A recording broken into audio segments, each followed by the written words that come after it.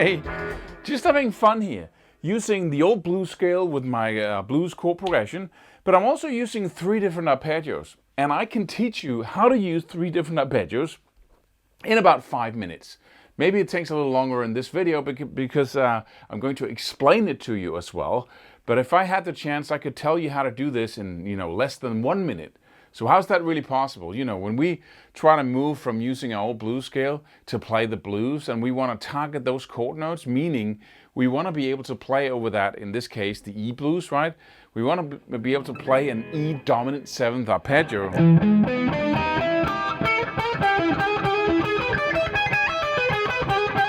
Right?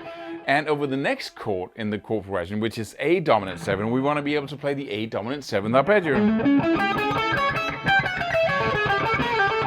And we want to be able to mix that with the existing E blues scale to get the right sound. Then we got the B dominant 7, right? And then we want to be able to target those chord notes and mix them with the blues scale. And that seems like such a far jump for many people. So we just, we revert back to playing the blues scale.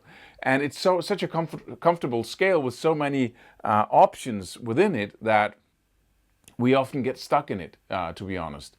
So let's look into it, right? In any given standard blues chord progression, we have the tonic, the subdominant, and the dominant chord. In E blues, you would say I got the E dominant 7, I got the A dominant 7, and I got the B dominant 7, right? Like that. So if it's the A blues, I got the A dominant 7, the D dominant 7, and the E dominant 7, right? You know that stuff. That's what I'm going to assume that you know already. So we got these 3 chords. And what I'm going to do, instead of just applying the arpeggio, like, if we got the E chord first there. I could play the whole E dominant 7th arpeggio over that chord, that first chord, right? I got it right here.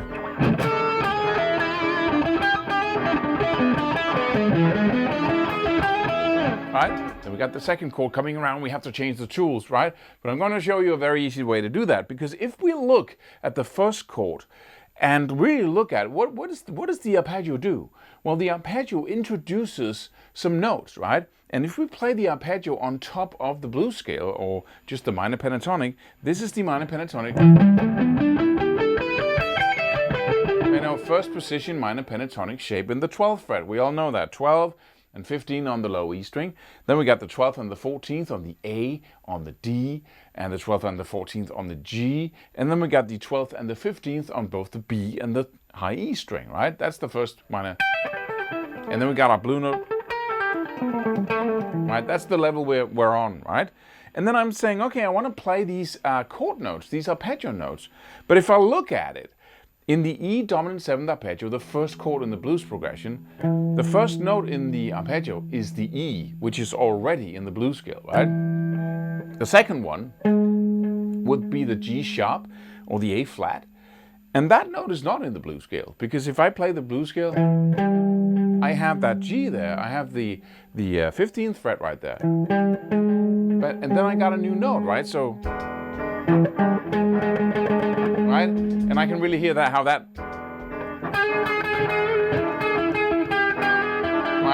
that fits.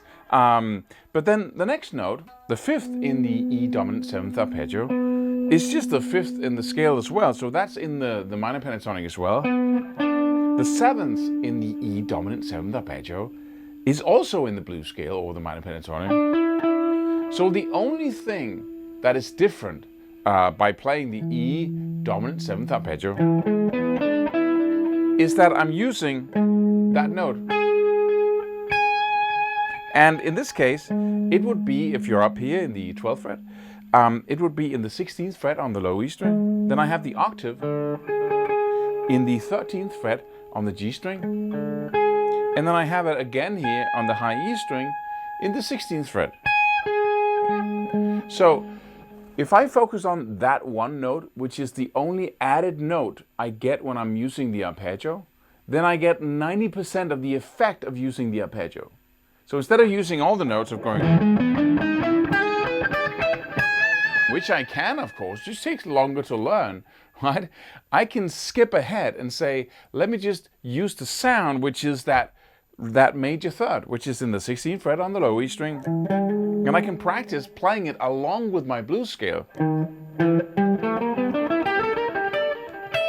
If I get to the highest note,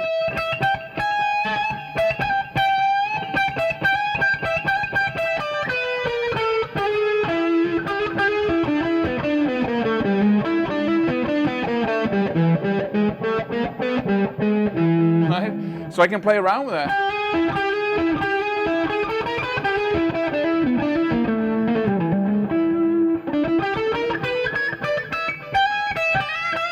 Right? Have a lot of fun using that note. I can put on my jam track and then I can...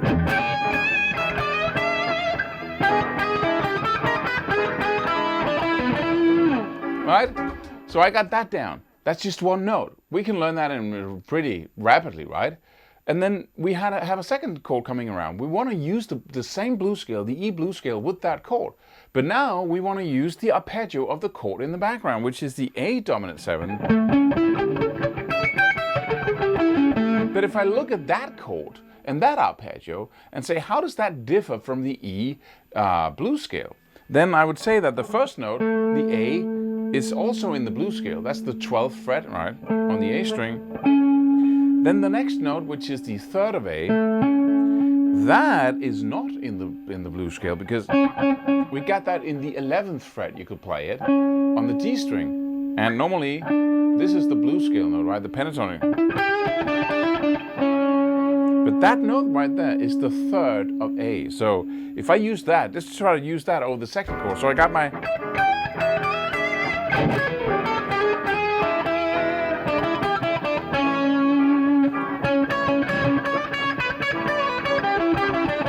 Right? Super effective, right? Suddenly we have a whole nother sound to our blues scale. But let's move on. The fifth of that arpeggio, the A dominant 7th arpeggio, it's just E. That's the root note of the scale, right? So that's not new. Then I got the 7th of the A dominant 7th arpeggio. That's the minor third of E. So that's also in the blues scale with the minor pentatonic. So the only note that differs, the only new note, if I was to play the A dominant 7th arpeggio,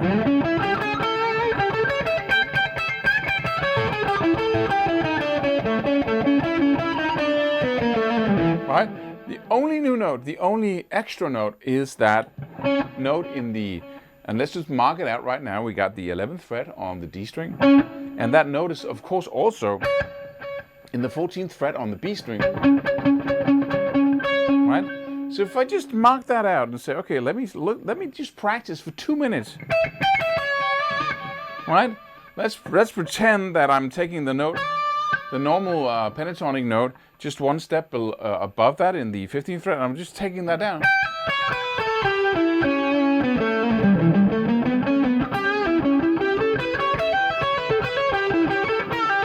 Right? Or I can just add it to my blues scale and then focus on it when the chord comes around.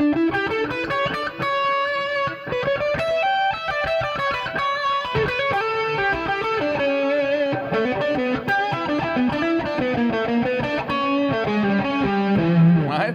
And have fun with that, and then I can put on the jam track. So let's now use these two notes. I've marked them out, and then I'm just ready to play.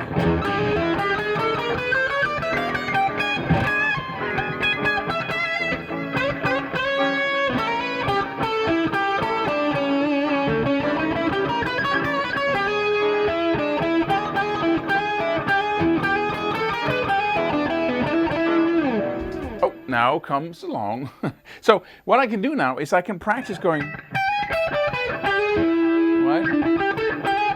That's the first chord, that extra note there, the major third of E. Then the next chord comes around. I can practice targeting. See, first I had.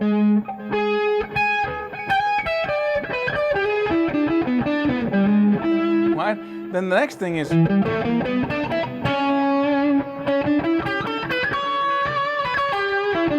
Right? So I can have fun targeting that. Then the next chord comes around, which is the B dominant 7. If I look at that, the B is in the blues scale already. The third is in the, I would say that the B is in the 14th fret on the A. Then the third, the major third of B, of that arpeggio, the second note, is in the 13th fret on the G string. We do not have that in the blues scale, right? So it would be like, right? So it's just below the blue note of the blues scale. Right there. Sounds really odd if we play it over the first chord. Right? Sounds crazy. But if you play it over the third chord, it sounds really great. So we can mark that out. So I got that in the 13th fret on the D string. And I got the octave in the same fret as the raised 7th of the first chord. Only I have it in the 16th fret on the B string. So it might become confusing right now, but just think about it. We're learning where 3 notes are, right? That's what we're learning. And if we can just get that down in, like, say, a practice session of an hour, and then practice it again the next day for 10 minutes and the next day for 10 minutes, then pretty rapidly we are actually playing the sound of 3 different arpeggios. This is known as a shortcut, right? You get the most bang for your buck in the shortest period of time and with very little work. That's a shortcut. So, but Claus, I want to learn all the arpeggios. Yeah, but you can still do that, right? But now you have the juice already, right? You have the essence of using these 3 arpeggios, and that gives you an enormous satisfaction and a new identity, because every time you're playing blues with the guys, you just sound like way more in control, because now you can target those chord notes, those essential chord notes. But we're not done yet, because the B dominant 7th chord has 2 notes that are not in the blues scale. We got the third, which was in the 16th or 13th fret on the D string. But the 5th of that B is the 9th of E. So you would find that note, that extra note from the arpeggio, in the 14th fret. Right, 14th fret E string. But you also have it in the 11th fret on the G string, and the octave, of course, in the 14th fret on the high E string. So if you mark those out,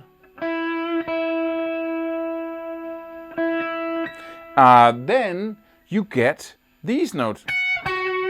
And then we had the third as well. And what you discover then is that, you know, the 2 middle strings in the first position minor pentatonic? If you take those down 1 fret, then you have the third, and you have, what is it? And the 5th of the B dominant 7th. The 7th in the B dominant 7th is in the minor pentatonic, so we're not going to, focus on that.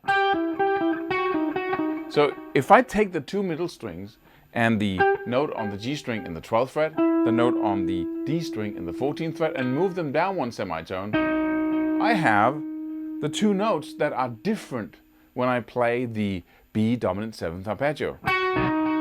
So now I got this,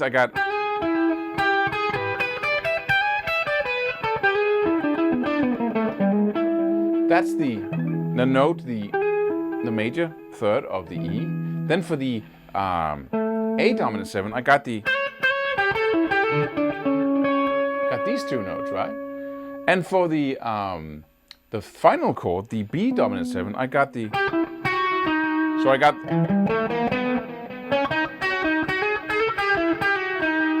right?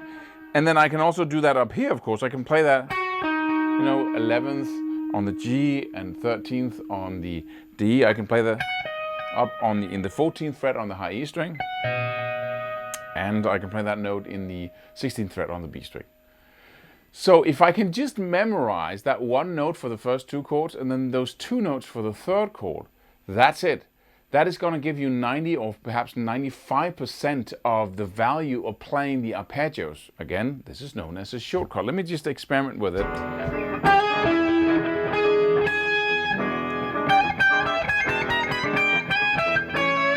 All right, second go.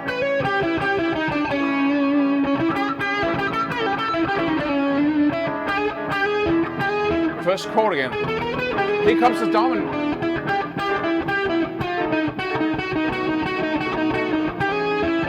first chord.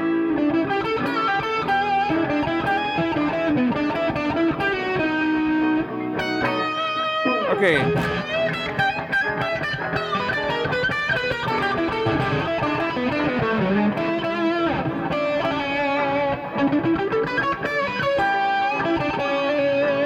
Right?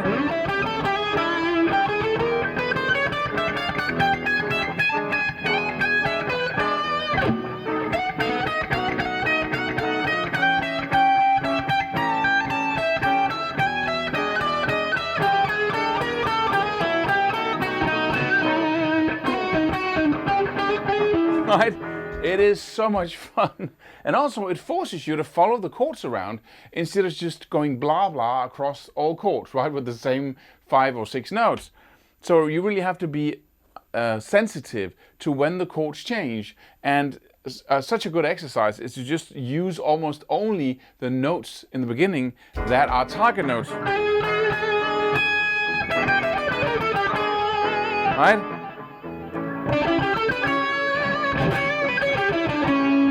I really focus on them, right? Same again.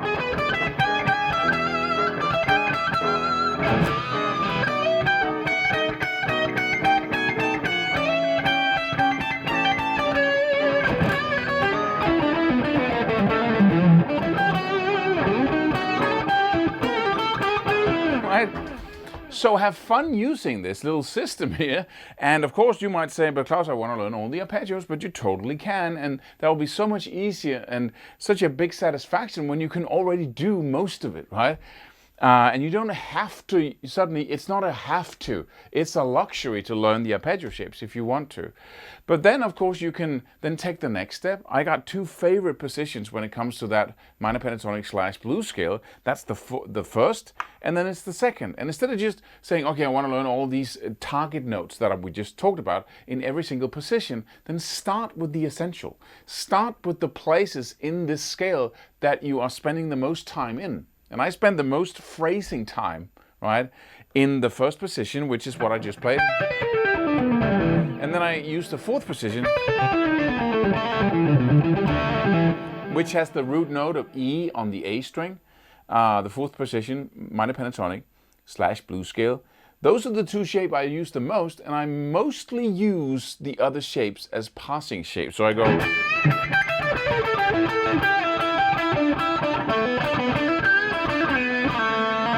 Right?